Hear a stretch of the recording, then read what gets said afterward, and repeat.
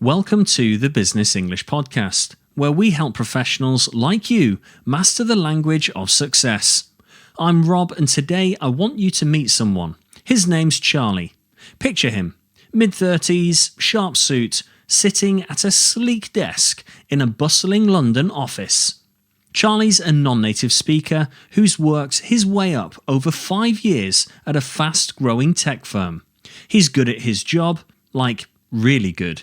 Clients love him, his team relies on him, and his inbox is full of praise. But here's the catch. Every time a promotion comes up, Charlie's stuck. It's Monday morning, and Charlie's staring at his laptop, heart sinking. An email just popped in. Subject line: Interview outcome. He clicks it, already bracing himself. Thank you for your interest, but we've decided to move forward with another candidate. Again, that's the third time this year. He slams his coffee mug down a little too hard, muttering to himself, "What am I doing wrong?" He replays the interview in his head, the senior manager asking, "Tell me about a time when you led a project." Charlie stumbled, said something vague about teamwork, and watched their eyes glaze over. Then came that killer question: why should we pick you? He froze, mumbling about hard work, feeling his chance slip away. Does this ring a bell? Maybe you've been there too, knowing you're the right person for the job, but struggling to prove it in English. That's where Charlie's story hits home. He's not failing because he lacks the skills or experience, it's the words, the way he answers tricky questions, the way he sells himself without sounding like he's bragging. But all is not lost. Charlie's about to discover something that could change everything. But what is it? That's what we're unpacking today in this episode of the Business English Podcast, titled Professional Interview Skills Beyond the Basics. If you've ever wondered, how do I stand out in an interview? How do I tackle those curveball behavioural questions? Or how do I pitch myself with confidence and class, especially when English isn't my first language? Then you're in the right place. We're diving into 3 game changers: advanced interview vocabulary, nailing behavioural questions, and selling yourself diplomatically.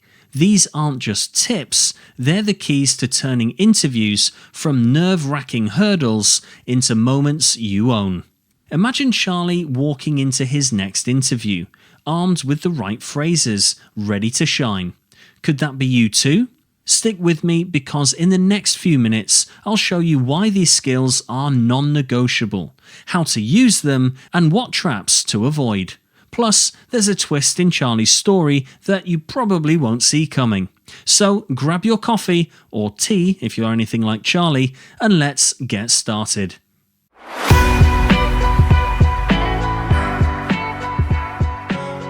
You've met Charlie, our talented pro in London who keeps hitting a wall when it's promotion time. Why? It's not his work. It's about how he talks about it. And that's where today's skills will come in. Buckle up, because this is where things get real. In today's cutthroat job market, interviews aren't just conversations, they're battlegrounds. Companies aren't looking for good enough, they want exceptional. And for non-native speakers like Charlie, or maybe you, nailing business English can feel like climbing Everest in flip-flops. You've got the skills, the late nights, the wins, but if you can't package that into sharp, confident answers, you're invisible. That's why mastering advanced interview vocabulary, behavioural questions, and diplomatic self-promotion isn't optional. It's your ticket to the top.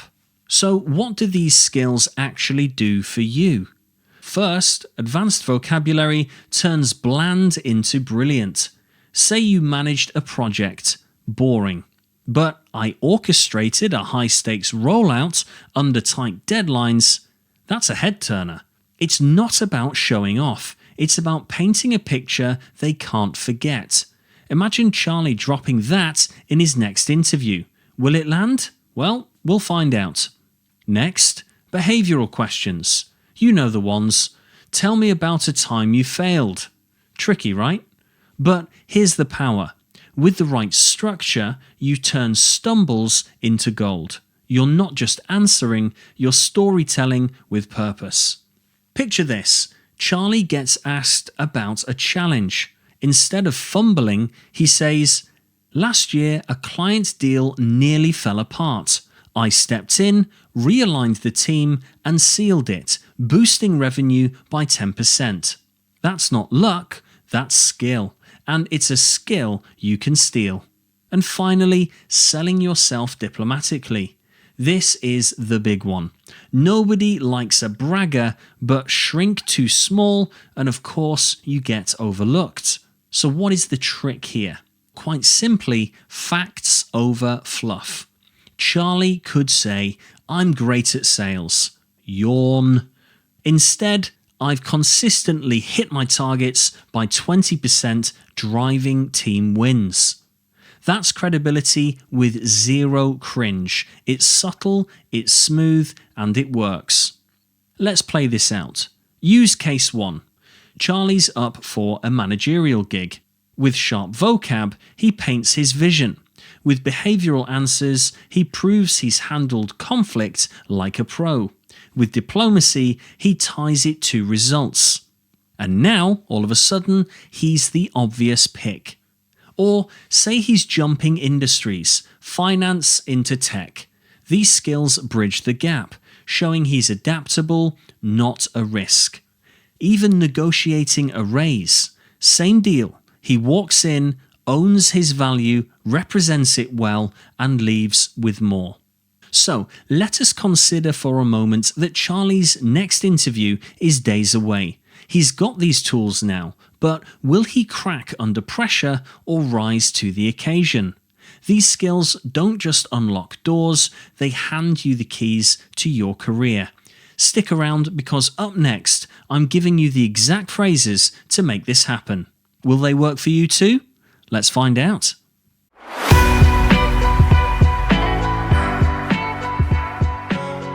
Okay, well, Charlie's counting on us. His big interview's looming. He's ready to ditch the stumbles for standout answers. Are you with him? Because now it's time to get hands-on. We're breaking down how to build these skills: advanced vocabulary, behavioural answers, and diplomatic self-promotion. All this with phrases you can use today. And a quick heads up while we're here, if you want more powerful resources like these, plus a transcript from one of our many episodes, sign up for our weekly newsletter, the 3-Minute Minutes. Or if you're ready to turbocharge your business English upgrades, grab the Business English Podcast premium subscription. The links are in the show notes. Alright, let's roll. Repeat each phrase after me to shadow the pronunciation so it sticks. Then I'll drop a scenario and unpack a little bit of nuance. Ready? Let's begin. First up, advanced interview vocabulary. I spearheaded a cross-functional team to deliver the project ahead of schedule. I spearheaded a cross-functional team to deliver the project ahead of schedule.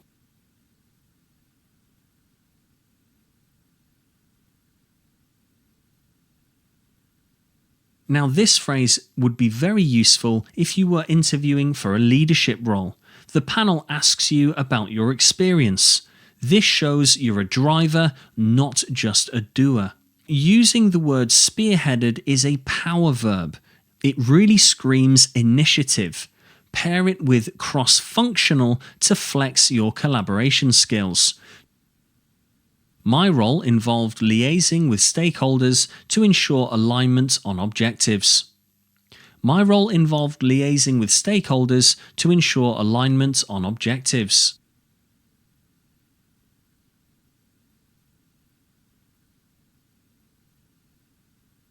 Now, you could use this one when you're up for a client-facing gig. They want an individual that can communicate well, and this line will surely prove it. Now, using the word liaising adds sophistication. It's a gerund implying ongoing action. and the use of the word alignment ties your work to big picture goals, subtle but sharp. I have a proven track record of exceeding performance targets. I have a proven track record of exceeding performance targets.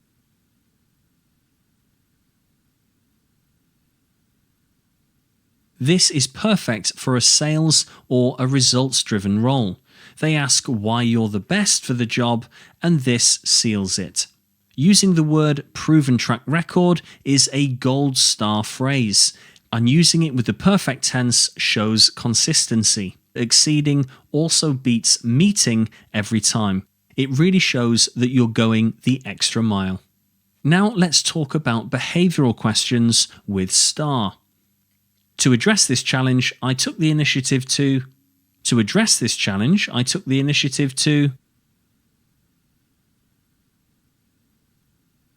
Now this phrase could come in useful when they ask a tough question about a situation. You can begin with this phrase before moving on to talking about the action, like fixing a team conflict. Now, using the phrase took the initiative is an active and decisive phrase. It really shows you know what you're doing. By implementing this strategy, we were able to achieve.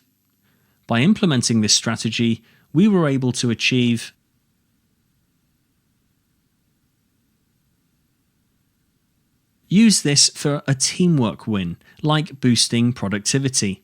Using the word implementing, again with a gerund, hints at a process, while the word we shares the credit. It's humble, but it is strong. The outcome was a significant improvement in.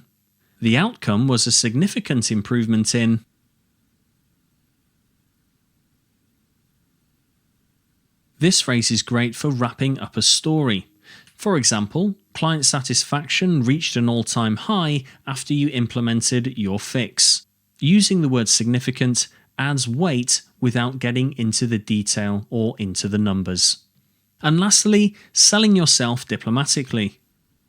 I'm proud to have led a project that resulted in a 15% increase in customer satisfaction. I'm proud to have led a project that resulted in a 15% increase in customer satisfaction.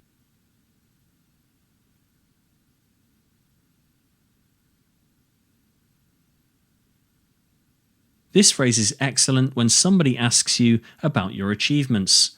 This balances pride with proof. Now, a great phrase here is proud to have led.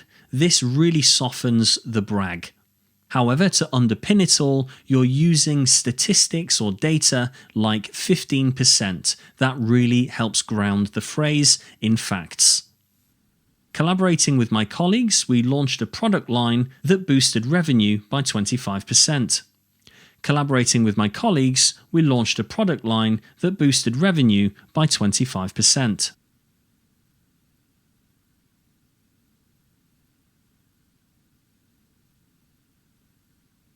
A good use case for this one could be to show teamwork in a tech role. This screams impact and harmony. Using the word collaborating, again another gerund, helps the phrase flow smoothly. And again, using the word we deflects away from you, reducing that bragging effect. And lastly, the word boosted keeps the whole phrase punchy. My ability to build client relationships has consistently helped retain key accounts. My ability to build client relationships has consistently helped retain key accounts.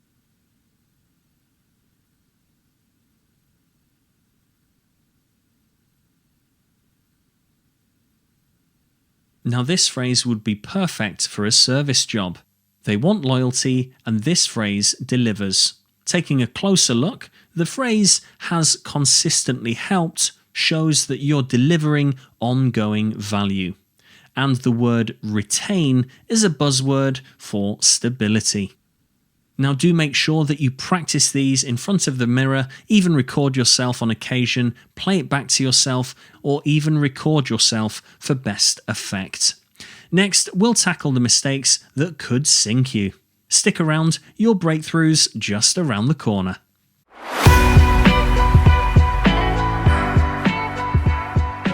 Right, Charlie's got his phrases locked and loaded, his interview's tomorrow, and he's buzzing with hope. But here's the twist. Even with the right tools, one slip could unravel everything. So now we're dodging those big pitfalls, common errors that trip up non-native professionals like Charlie and maybe you too. Plus, I've got tips to make these skills sing. Let's dive in because one misstep could cost Charlie his shot. First, advanced vocabulary pitfalls. Ever heard someone overstuff their answers with fancy words? It's like wearing a tuxedo to a barbecue. Awkward. Error 1. Piling on jargon like synergy or paradigm until you sound like a robot. Error 2. Misusing words. Saying, I collaborated the team instead of, I collaborated with the team. Grammatically, that's a wreck. Collaborate needs a preposition. And culturally, Brits and Americans cringe at overreach. Then there's hesitation. Pausing mid-sentence because you're fishing for the word orchestrated. This is going to kill your flow. So, start with 3 power words. Say, spearheaded, liaised, exceeded. Master their grammar. I spearheaded a project. Not, I spearheaded at a project. Keep it natural and blend them with simple English. Next, behavioural question blunders. These are gold mines, or minefields. A common big error is rambling. You start with, 3 years ago it was a rainy Tuesday, and they're already asleep. Too much setup steals time from your actions and results. Another trap is vagueness. I helped my team do better. Okay, better how? No impact, no impression. Culturally, non-native professionals often undersell, avoiding details because modesty's ingrained. And then there is the grammar to think about. Watch those tense issues. I see a problem, so I fix it. Now this should really be, I saw a problem, so I fixed it. Past tense for past events. And so some tips here to deal with behavioural questions. Stick to the widely available STAR format. If you're not quite sure what I'm talking about, do have a quick search around the web and I'm sure you will find some articles very quickly. So the STAR format, keep it 20% situation, 60% action and 20% result. Prep 5 stories, a win, a failure, a conflict. Now let's talk about slipping up when selling yourself. This is where cultural wires cross. Too humble, like, oh, it was just teamwork. A phrase like this will help you vanish. However, on the other hand, too bold, I'm the best ever, and you're that guy nobody hires. Non-native speakers often dodge I statements, fearing arrogance, but in English interviews, I is expected. And again, looking at the grammar here, overusing the present tense. I always improve sales. This can sound generic. So instead, say, I improved sales by 20% for punch. I improved sales by 20%. And lastly, always back up your claims. If you say that you are a great leader, prove it. Otherwise, it's just hot air. And so some tips for selling yourself. Use the phrase, I contributed to. It's assertive yet team-friendly. Always anchor with facts, such as, I led a launch that cut costs by 10%. And practice in a mirror. Own it without the swagger. Drill phrases into the mirror on the run-up to your interview. And finally, some broader tips to nail it. Listen hard. Tailor answers to their cues. Research the company. Drop their buzzwords, not yours. Remember to record yourself. Spot those filler words like or you know. These can be a killer for non-native fluency. And of course, breathe.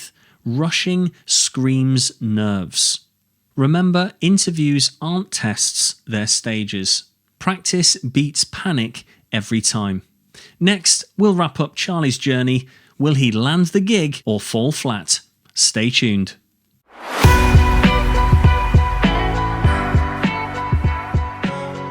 You've made it to the end of the Business English podcast. I'm Rob, and we've just powered through professional interview skills beyond the basics. Let's rewind to Charlie, our London pro who started this episode staring at rejection emails, doubting his English, his worth, his shot. Now we handed him, and you, the tools to flip that script.